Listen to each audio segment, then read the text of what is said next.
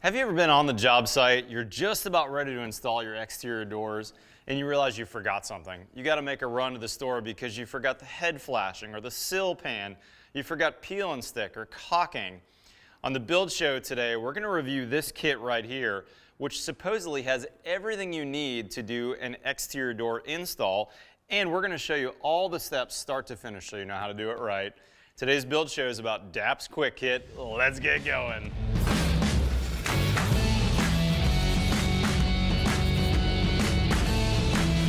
Okay guys, in the build show today, we're going to show you all the steps, start to finish, that it takes to install an exterior door.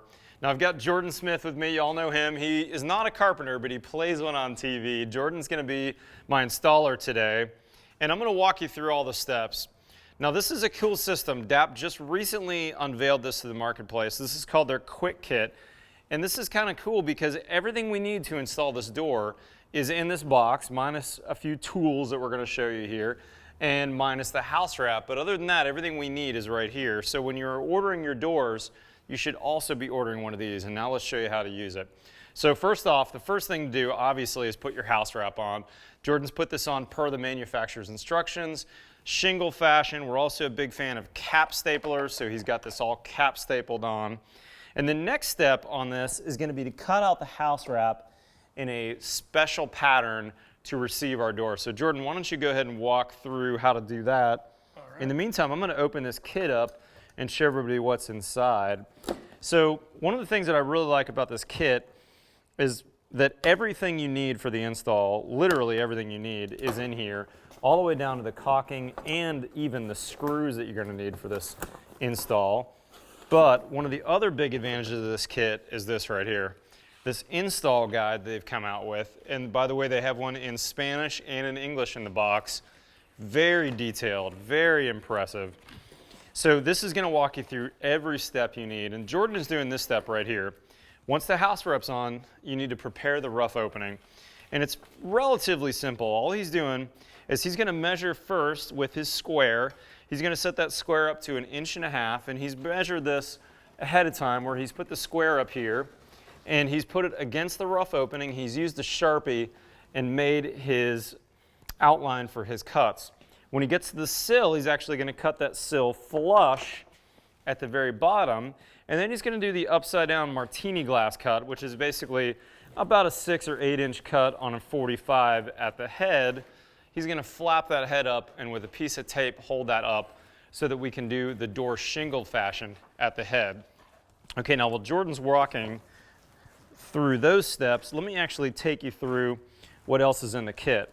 So first off, the first thing you're going to notice when you open the kit is that it's got a sill pan in here, and this is awesome that they include this.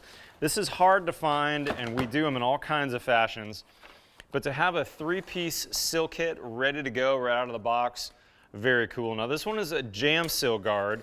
It's going to give you a right and a left end, and then you're going to need to cut the center and glue it up to actually form a continuous sill pan. I'll show you that in a second. It's also going to include some composite shims, which are great because then we can use these on concrete. These can be in a wet area. We're not worried about it. You've got a full pack of shims. It's got 3 tubes of Dynaflex 800. This is a great sealant that's going to work with all of your construction products, your OSB, your house wrap, concrete. It's going to stick to all those, and you've got 3 tubes of that in there. It's going to give you a tube of low expansion foam. This is their Draft Stop 812, so when the door is complete, we can spray foam around 3 sides to complete that air seal. It's going to give you, believe it or not, all the screws that you need to install the door, so no trip to Lowe's for those. It's going to give you a tube of rapid fuse. This is what we're going to use to make the connections on the jam seal guard sill. And last, actually not quite last, we have 2 more things. Sorry about that. Next up is their poly flash. This is a 4-inch self-adhered flashing, and I just dropped it, so pardon me for a second. I dropped the head flash, which is on the back here. Okay, and the last thing in the kit, which also is really cool and usually gets forgotten, is this. This is a head flashing. They include an aluminum one in white, and I'm going to show you how to use all these parts and pieces in just a moment. Okay, Jordan's got the rough opening fully prepped, and as you can see, what he's ended up doing was he's cut that house wrap back just enough so that we can make a good sealant joint right on there and make a joint between this brick mold in here. Now let me pause for a second and talk about the door frame that we've ordered real quick, because remember, you want to order these doors ahead of time rather than just pick up what's available at the yard. But when I order mine, I order a frame saver jamb from Endura and also put an Endura sill on. And then most of the houses in America, although not all, have some type of pre-applied brick molding. And so when I called this into my millwork supplier, I said, go ahead and put the PVC brick mold on. Now we're going to integrate that into our flashing and into our weather barrier here. So I really like using PVC in this case. Okay, so now that this is cut up, you can see here we're cut on the sides. He's cut the two heads on a 45, and we've just put a piece of tape to flap that so that you'll see we'll flap that over the flashing later. The next step is to get our sill pan going. So Jordan, why don't you come in and help me with the sill pan? You're going to notice there's a right and a left corner to this sill pan. And you can tell that which side is which by looking at the front, at the wings here. This is going to have the bigger overlap, and the small section here, this is towards the inside of the house. Remember, they make this kit for a 2x4 or a 2x6 wall, single door or double door, so you want to make sure you order the right kit. And then you see the center section here has a recess.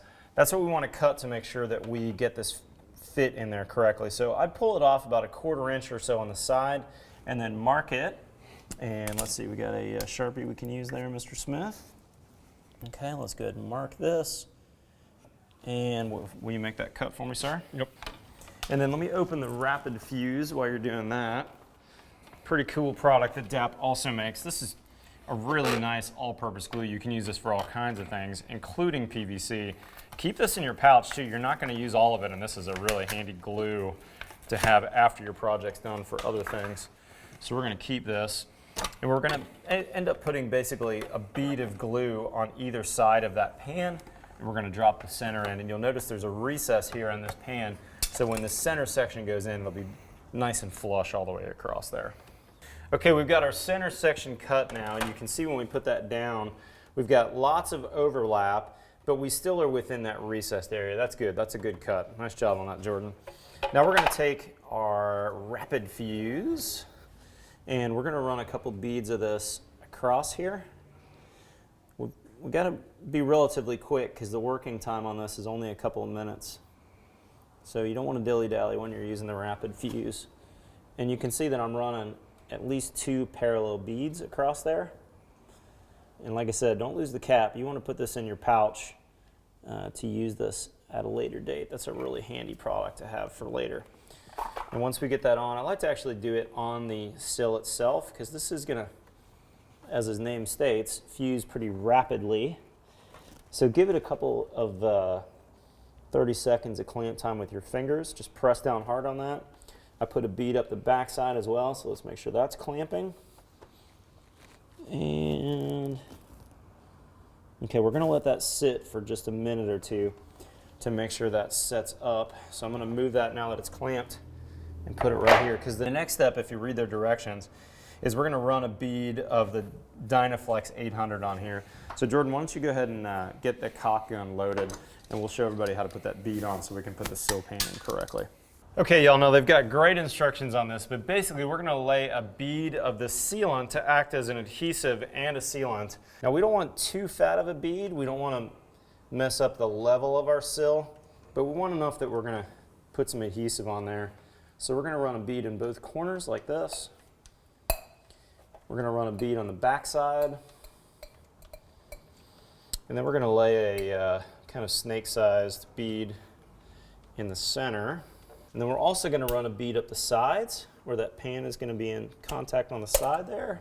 And then lastly, we're going to put a bead on the front side. Now you'll notice we cut our Delta Vent S flashing flush with the front of the sill. That's vital. That's really, really important, guys, because we want to make sure we've got good overlap and that we've shingled things correctly. So we want that house wrap, any water that gets in the pan, to be on top of that house wrap. Okay, now this has been drying for a couple of minutes, so we should be good here. And now we're going to put our sill down and lay it into that bead of sealant and push it flush into that opening.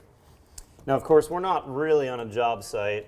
We're doing this here in our shop space with kind of a setup. If this were a job site, we want to make sure we get our sill nice and level. We're going to make sure that if we need to shim, that we're shimming that correctly. I'm not doing that here, but you'd want to do that if you're on the job site. Make sure everything's nice and plumb on your jambs and level across your sill. Okay, our sill pan is in place now. The next step is we're going to integrate the sill pan with our WRB on the outside, in this case the Dorkin Delta Vent SA. Now this is pretty cool. This is a dual release paper, so we've got two sides that we can release.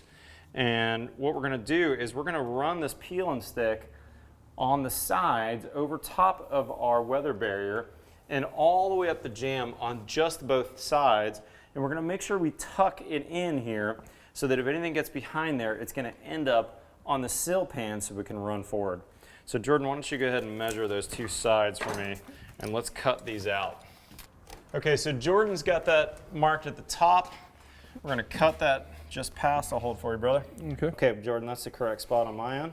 Okay. How's it look on your end? Looks good up here. And we're gonna end up folding this in once we do the other release on the inside. And what we're doing is we're protecting that vital corner. We're also bringing some continuity to our air barrier, right? Because the Delta Vent S on the outside, or whatever you use for the house wrap, is also going to act as your air barrier.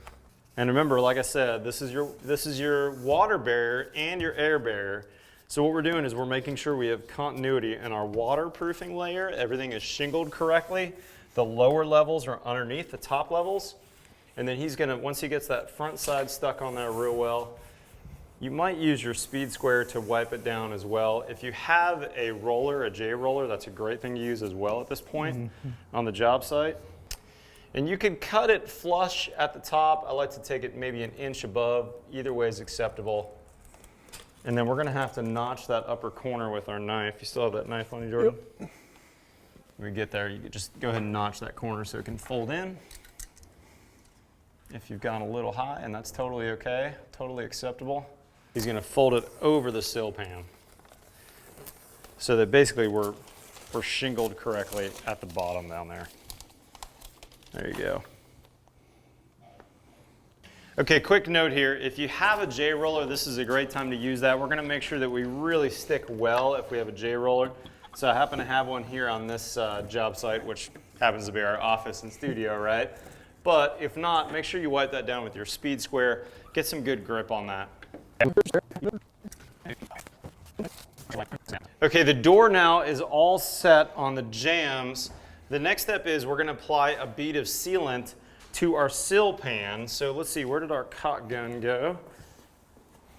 The beauty of this kit too is that they include 3 tubes, so you're not gonna run out. We've got lots of sealant. But basically what you can see here is we're gonna run a bead of sealant along these seams just to double check that everything is nice and sealed. And then up the back side, we're gonna run a quick bead. And really what we're doing is we're making sure that this thing is totally waterproof, and that bead in the back side is making sure that we're also air sealed as well. Okay, so we're running that bead there.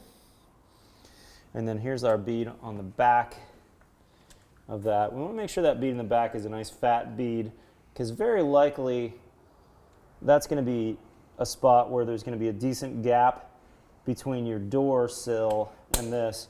And we're actually probably going to run a bead at the end of the install as well in this location.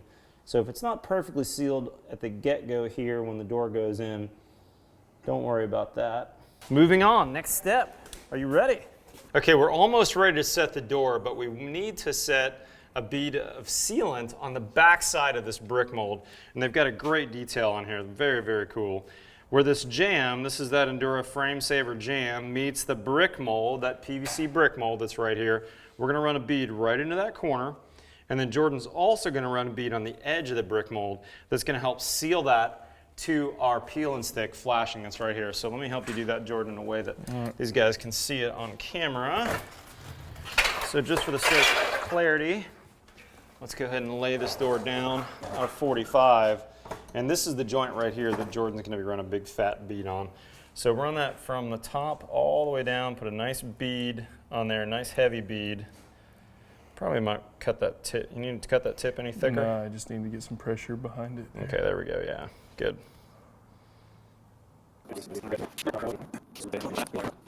Okay guys, so Jordan's got this inside corner. He's got a nice fat bead there. He's running a secondary bead that you'll notice is kind of halfway in between.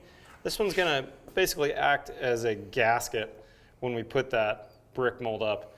I like brick mold because it's got a big fat profile, which means that we've got lots of surface area to make a gasket out of this caulking. And again, I mentioned this earlier, but I like the PVC for this use too. It's nice and waterproof. We don't have to worry about swelling. There's no priming issues. PVC is a great choice for this. And while I'm talking about that, let me mention too this frame saver jam. Now, Endura is one of my show sponsors, and they make some really nice door products. This jam is a wood jam, but the bottom section, the last several inches, is a composite material so that that typical rot you see at the bottom of the jam on most older doors is eliminated now because you don't have that ingrained wood wicking up. And then of course we've also talked to our millwork supplier about specifying an Endura sill as well. They make some really nice sills with some really cool features. Check out my other videos on Endura as well to see that. Okay, so here's his bead on the edge, and then here's the secondary bead, and you can see those run continuous all the way up to the head of the door as well. Okay, let's set the door, Jordan.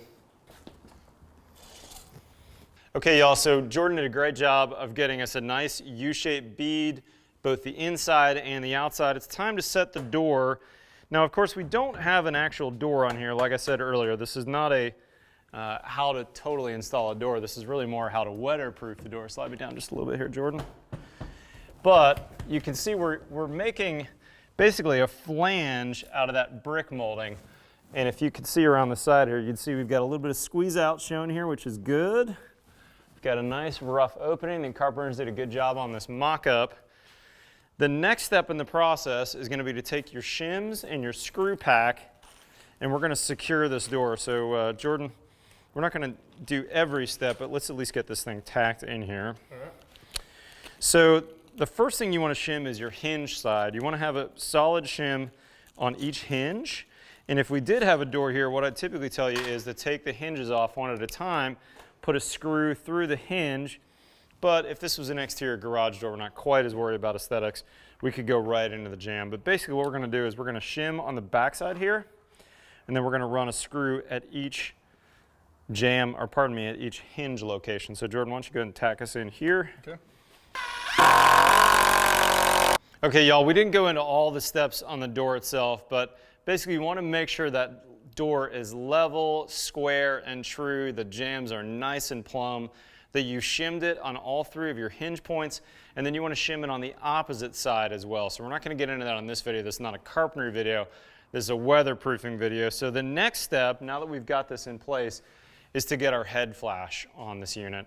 And I really like how DAP includes a head flash that's often omitted, or you realize that at the last minute you don't have one and so you're scrambling. You might lose a whole day of construction because you forgot that head flash, and having the kit, very, very cool. So basically, they've got great directions on here, but what Jordan's gonna be doing is he's gonna measure the head, that brick molding head. Now remember, this is not the door width, but this is the width at the trim. And then he's gonna add 1 inch in total. That way he can cut a ½ inch off either side. Now what he's gonna end up doing is he's gonna flap the sides of that down, and then we'll end up putting a bead of caulking on there, and then we'll end up installing that head flash into a bead of caulking as well. And the final step after that head flash is on is to go ahead and tape that head flash off with the remainder of our 4-inch peel and stick flashing. And then we're going to go ahead and flap that down on both sides. That's that weather barrier that we've got. And then we're going to tape the 2 angle pieces. And at this point, we've got a door now that is ready for the very final step, and that's this right here. This is our interior air sealing. We're going to use this draft stop foam around the back side on all 3 sides, and we're going to take a last double check to make sure that we don't need a bead of adhesive where the back of the sill pan meets the sill of the door. But guys, that's it. It's a pretty straightforward install, and I love how DAP has everything in the kit. Guys, remember, when you order your doors, make sure you tell the millwork manufacturer the exact specs you're looking for, including those Endura parts like I like, and that PVC brick mold that I've got on this install. And then also tell them that you want a DAP quick kit. Remember, you're going to specify whether it's a 2x4 or a 2x6 wall. a single or a double door. This is going to work on all styles of door, and you're going to end up with a water and airtight connection on your doors. Very impressive system. There'll be a link to the DAP website where they talk about this, but really this is a product you're going to order from your millwork supplier. Guys, if you're not already a fan of The Build Show, hit that subscribe button below. We've got new content every Tuesday and every Friday. Follow us on Twitter and Instagram. Otherwise, we'll see you next time on The Build Show.